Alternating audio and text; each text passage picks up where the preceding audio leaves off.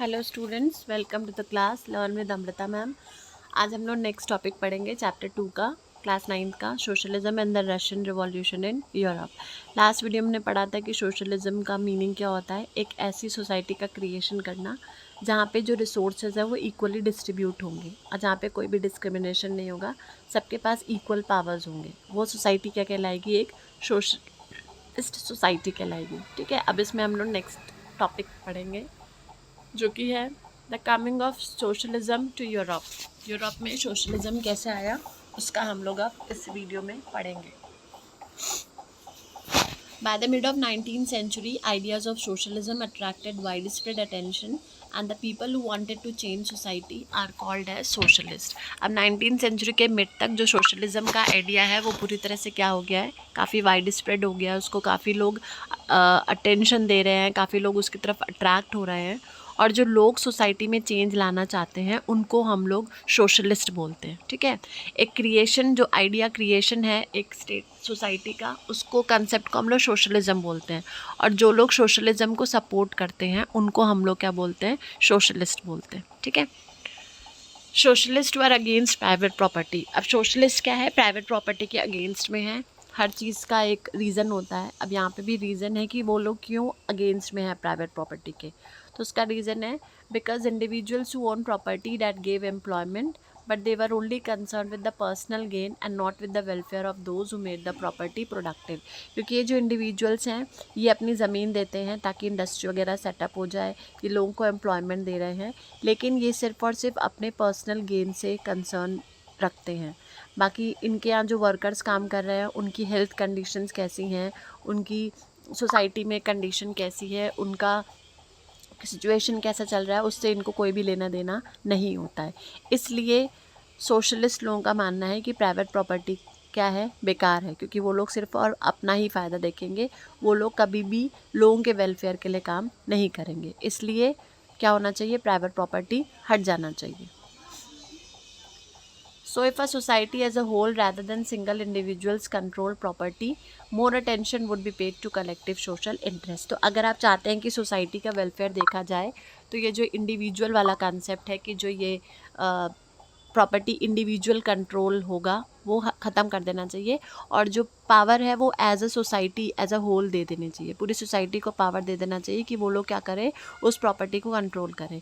तभी हम लोग क्या कर पाएंगे? पूरे सोसाइटी के वेलफेयर की बात कर पाएंगे। जब तक प्राइवेट प्रॉपर्टी ओनर्स रहेंगे तब तक वो सिर्फ और सिर्फ अपना फ़ायदा देखेंगे, वो सोसाइटी के वेलफेयर के लिए कभी भी नहीं सोचेंगे। और जब ये चीज़ एज अ सोशल हो जाएगी, जब इसको एज अ सोसाइटी में आप रखोगे, as a socially control power बना दोगे, तब वो लोग सोसाइटी के वेलफेयर के लिए भी काम करने लगेंगे। Socialist wanted this change and campaign for it. अब सोशलिस्ट हैं, उनका नया मिशन है कि वो ऐसी सोसाइटी का क्रिएशन करेंगे, प्राइवेट प्रॉपर्टी ओनर्स को क्या कर देंगे? ओवरथ्रो कर देंगे। और इसलिए अब इन्होंने क्या कर दिया? अपना मूवमेंट स्टार्ट कर दिया। अब हर चीज़ स्टार्ट करते हैं तो उसके पीछे किसी ना किसी से लोग इंस्पिरेशन लेते हैं। कोई नया काम करते हैं तो आप किसी को आइडल मान के उसके आइडियाज़ को लेकर आगे चलते हो। यहाँ पे भी कुछ लोग हैं जिन्होंने अपने आइडियाज़ दिए थे और सोशलिस्ट जो थे इनके आइडियाज़ को लेके अपने मूवमेंट को कैरी फॉरवर्ड कर रहे थे। यहाँ पे कुछ नाम हैं: Robert Owen, Louis Blanc, Karl Marx और फ्रेडरिक एंजल्स। तो अभी इस वीडियो में हम लोग दो पर्सनालिटीज़ का बारे में पढ़ेंगे।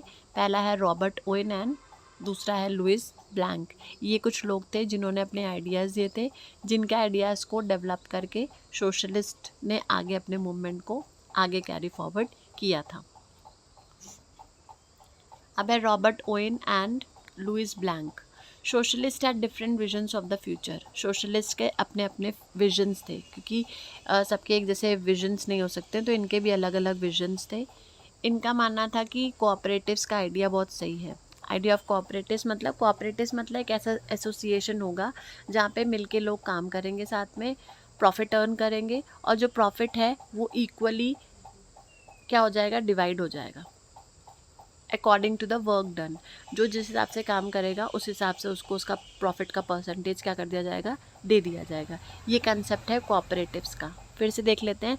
कोऑपरेटिव्स एक ऐसा आइडिया होता है जब एक एसोसिएशन होता है लोगों का, जहाँ पे लोग मिलके काम करेंगे, प्रॉफिट अर्न करेंगे और जो अर्न होगा प्रॉफिट, जो प्रॉफिट हमने अर्न किया है उसका डिस्ट्रीब्यूशन लोगों की मेहनत के हिसाब से होगा। जो जितना ज़्यादा काम करेगा उसका परसेंटेज ज़्यादा होगा, जो जितना कम कंट्रीब्यूशन देगा काम में उसका परसेंटेज उतना कम होगा।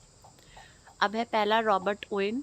इनका टाइम पीरियड है 1771 से 1858। जो रॉबर्ट ओवेन है ये भी बहुत बड़े सोशलिस्ट थे। इन्होंने यूरोप में बहुत सारा काम किया था और बाद में यूएसए चले गए थे। यूएसए ऐसे घूमने नहीं गए थे, वहाँ पे भी इन्होंने कम्युनिटी सेटअप की थी।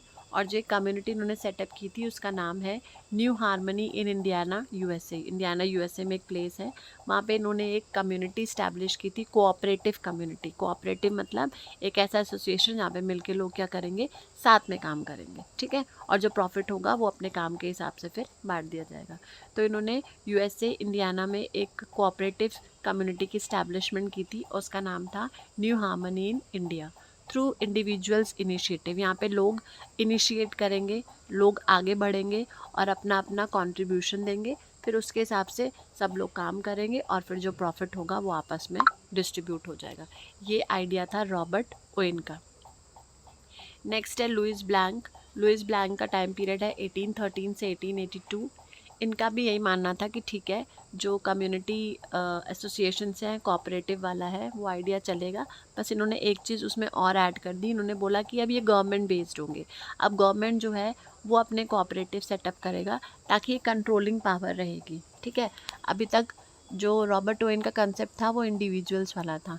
यहाँ पे भी सेम चीज़ें बोली गई हैं, बस एक चीज़ ऐड ऑन कर दी गई है कि गवर्नमेंट बेस्ड होंगे। जो कोऑपरेटिव्स होंगे वो गवर्नमेंट स्टैब्लिश करेगी, ठीक है।